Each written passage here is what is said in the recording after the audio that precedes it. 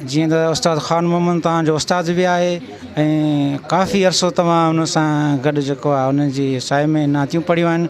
तव्हां खां इहो सुवालु आहे त तव्हां कीअं महसूसु कंदा उन जी शफ़क़त उन जो दर्स।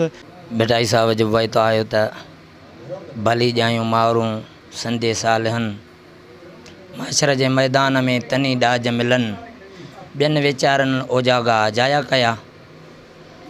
ऐं बेटाई साहब जे वैत सां एतिरो चवंदुसि त उन अमड़नि जा क़दम चुमजनि जन हिन असांजी सिंध धरती बल्कि पने अकिल जी धरती ते अहिड़ा जोधा जवान ॾिना जंहिंमंझां हिकिड़ो उस्ताद साईं हाजी ख़ान मोहम्मद चाचड़ साहब आहे जेके उभरंदे अॼु ताईं उन जे इश्क में असां कमी कोन ॾिठीसीं।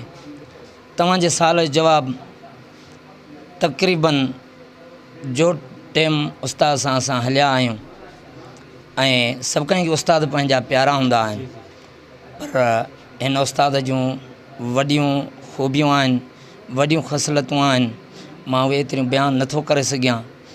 ऐं उन मंझों वरी असांखे अल्लाह पाक हिन घराणे मां हिन ई घराणे मां नेक घराणे मां अदा फारूक हुसैन चाचड़ साहब अहिड़ा मिलिया आहिनि जीअं उस्ताद ख़ान मोहम्मद पंहिंजी ज़िंदगी हमदे बारी ताला सना ख़ाने मुस्तफ़ा मुर्शिदन करीमन जी मनक़बतन पाक समा के टाइम ॾिनो ऐं जाखोड़ कई।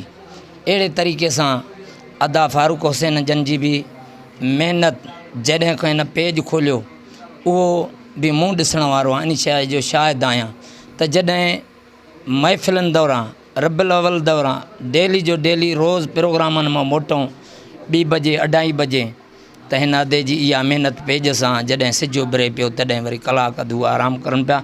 1 मुबारक न 10 मुबारक न 20 मुबारक न पर करोड़ मुबारकूं उस्ताद ख़ान मोहम्मद खे हुजनि जंहिंजी सचाई जंहिंजी महिनत उन्ही जो ही फल आहे।